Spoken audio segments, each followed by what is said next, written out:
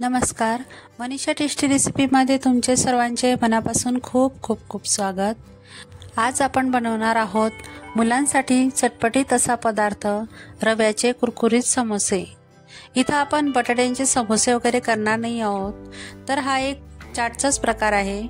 मुलांना भूक लागल्यावर तुम्ही अगदी 15 मिनिटातच हा कुरकुरीत असा पदार्थ करू शकता।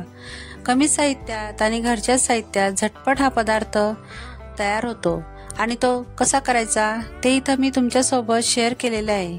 तेव्हा ही रेसिपी तुम्ही शेवटपर्यंत पहा आणि आवडल्यास एक लाईक आणि सबस्क्राइब नक्की करा।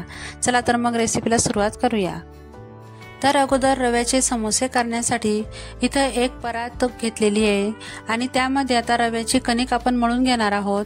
तर त्यासाठी इथं मी 1 वाटी रवा घेतलेला आहे। तुम्ही तुमच्या आवडीनुसार रवा कमी जास्त करू शकता। नंतर त्यामध्ये 1 चमचा ओवा टाकून घेतलेला आहे। ओवा व्यवस्थित क्रश करून टाकून घ्यायचा, म्हणजे त्याचा सुगंध आणि टेस्टही खूप छान लागते। नंतर अर्धा चमचा लाल तिखट टाकून घ्यायचं आहे आणि पाव चमचा हळद टाकून घ्यायची आहे। नंतर चवीनुसार मीठ टाकून घ्यायचं आहे आणि 2 पिंच एवढं सोडा आपल्याला टाकून घ्यायचं आहे। नंतर आता हे सगळं जे जिन्नस आहेत ते व्यवस्थित रव्यामध्ये मिक्स करून घ्यायचं आहे आणि आता आपण रव्यामध्ये तेलाचं मोहन घालून घेणार आहोत। त्यासाठी इथं मी तेल गरम करून घेतलेलं आहे आणि गरम तेल आपल्याला रव्यामध्ये टाकायचं आहे। तर साधारण मी इथं 3 चमचे तेल टाकून घेतलेले आहे आणि आता हे व्यवस्थित आपल्याला मिक्स करून घ्यायचं आहे। त्यासाठी हातानेच हे व्यवस्थित मिक्स करायचं आहे या पद्धतीने। जर तुम्हाला तेलाची क्वांटिटी कमी वाटत असेल तर अजून 1-2 चमचा तुम्ही तेल टाकलं तरी चालेल, पण तेलाचं मोहन हे व्यवस्थित रव्याला सर्वीकडे मिक्स झालं पाहिजे। हे बघा, या पद्धतीने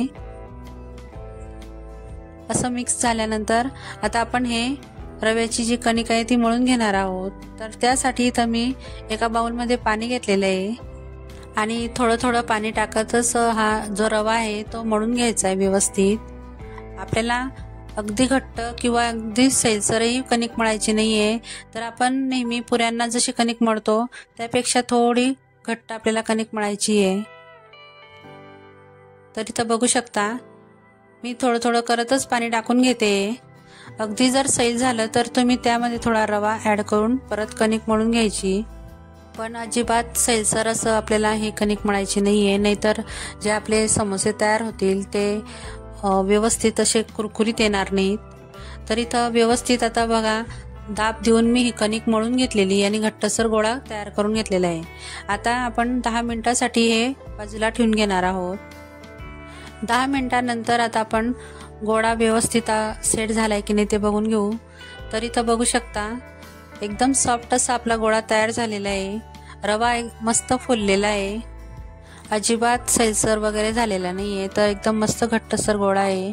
आता तो हाताने व्यवस्थित मी अजून परत एक वेळा कणिक मळून घेणार आहे आणि नंतर त्याचे असे गोळे तोडून घेणार आहे।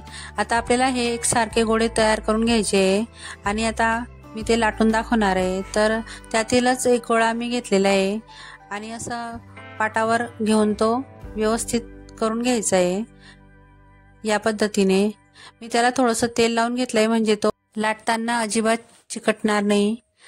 तर व्यवस्थित अशी गोल आकारामध्ये ही पोळी मी लाटून घेणार आहे। तुम्ही चौकोटी आकारामध्येही लाटली तरी चालेल, कारण आपल्याला समोश्यांचे जे आकार करायचे आहेत ते चौकोटी पोळी करूनच करायचे आहेत। तर तुम्ही व्हिडिओमध्ये बघू शकता त्या पद्धतीने मी तुम्हाला दाखवते। तर या पद्धतीने मी आता पोळी लाटून घेतलेली आहे। इथं पोळी जास्त जाड किंवा बारीक लाटायची नाहीये, तर मध्यम आकारामध्येच ही पोळी लाटून घ्यायची आहे। आता पोळी व्यवस्थित लाटून झाल्यानंतर त्याच्या ज्या आजूबाजूच्या कडा आहे मी त्या काटून घेणार आहे। तर चाकूच्या सहाय्याने असे व्यवस्थित काटून घ्यायचे आहे। तर इथं बघू शकता असं चौकोटी आकार आपल्याला तयार मिळेल। नंतर असे उभे काप करून ते काटून घ्यायचे चाकूने। तर हे बघा, अशा पट्ट्या तयार होतात आणि आता आपल्याला त्यातील एक पट्टी घ्यायची आहे आणि त्याच्याही बाजूच्या अशा कडा तिरकस कापून घ्यायच्या आहेत। हे बघा, या पद्धतीने अशा शेवटच्या कडा आहेत त्या कापून घेतलेल्या आहे मी आणि आता त्याला समोशाच्या आकाराप्रमाणे असे कट करून घ्यायचे आहेत। तुम्ही व्हिडिओमध्ये बघू शकता। या पद्धतीने असे तिरकस त्रिकोणी आकारामध्ये असे कट करत चालायचे आणि ते आता व्यवस्थित आपण काढून घेणार आहोत। तर इथं मी समोशांचा आकार दिलेला आहे, तुम्ही दुसरा कुठलाही आकार देऊ शकता, मुलांना जो आवडेल तो आकार यामध्ये तुम्ही ऍड करू शकता। तर आता मी एका प्लेटमध्ये हे काढून घेतलेले आहे। आता मी दुसरी पट्टी ही तुम्हाला तशीच कापून दाखवणार आहे।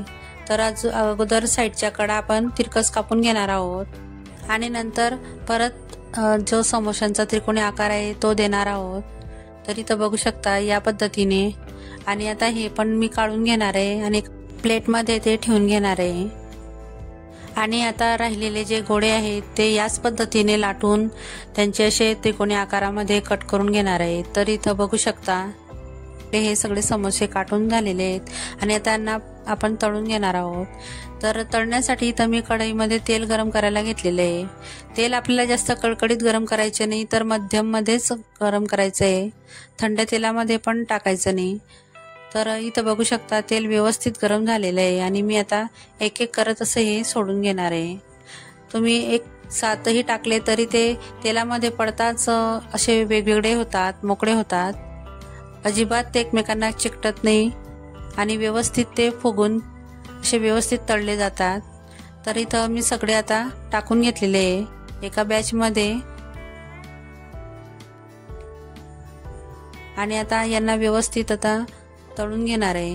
जोपर्यंत एक साईड थोडी लालसर होत नाही तोपर्यंत हे पलट करायचे नाही आणि गॅसची फ्लेम लो ते मीडियमच ठेवायची, हाय फ्लेमवर हे तळायचे नाहीये।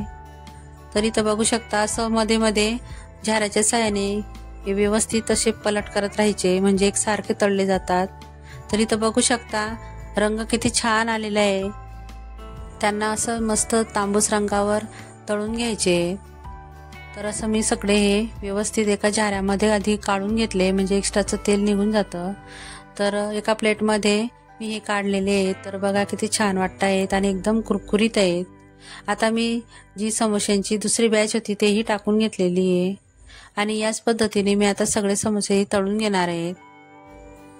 तुम्ही हे समोसे मोठ्या साईजमध्येही करू शकता, पण इथं तळताना एक गोष्ट लक्षात ठेवायची की तळताना हे अजिबात घाई करायची नाही। तर मध्यम तेल गरम झाल्यानंतर हे समोसे टाकायचे आणि मंद आचेवर किंवा मध्यम आचेवरच हे तळायचे। व्यवस्थित गुलाबी रंगावर हे तळले गेले पाहिजेत, तेव्हाच ते कुरकुरीत असे येतात।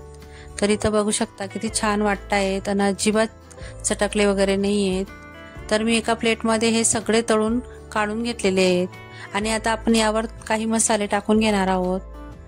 तर इथं तुम्हाला एक तोडून दाखवते। तर हे बघा किती छान कुरकुरीत झालेले आहेत। मुलांना असं चटपटीत खायला जर दिलं मधल्या वेळेला तर त्यांना खूप आवडतं। आता मी हे तयार झालेले समोसे एका बाउलमध्ये काढून घेतलेले आहे आणि त्यावर आता आपण घरगुती जे मसाले ते टाकून घेणार आहोत। तर इथं अगोदर मी काळं मीठ आहे ते टाकून घेतलेलं आहे अर्धा चमचा, नंतर लाल तिखट आहे ते टाकून घेतलेले आहे, तुम्ही चवीनुसार कमी जास्त प्रमाण करू शकता। नंतर चाट मसाला आवर्जून टाका, खूप छान टेस्ट लागते। तर इथं मी अर्धा चमचाच्या वर हे चाट मसाला टाकून घेतलेला आहे। तुम्ही यामध्ये जिरे पूड किंवा दुसरे आणखी काही मसाले असतात ते टाकले तरी खूप चालेल। आता हे व्यवस्थित मिक्स करून घ्यायचं आहे आणि आता मी एका बाउलमध्ये हे सर्व करून घेणार आहे। जेव्हा मुलांना भूक लागते तेव्हा मुलांना असं चटपटीत खायला फार आवडतं, तेव्हा तुम्ही असे झटपट जे चाटचे प्रकार आहेत ते करून त्यांना खाऊ घालू शकता।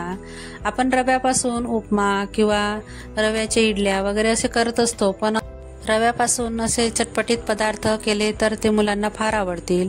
तुम्ही यासोबत कैरी, काकडी, लिंबू, कांदा वगैरे असे मिक्स करून जर खाल्लं तर तेही खूप छान लागतं आणि मुलं काही पदार्थ असे खायला दिले तर खात नाहीत, तर तुम्ही अशा चटपटीत पदार्थांबरोबर जर त्यांना मिक्स करून खायला दिलं तर त्यांना खूप आवडतील आणि ते आवडीनेही खातील।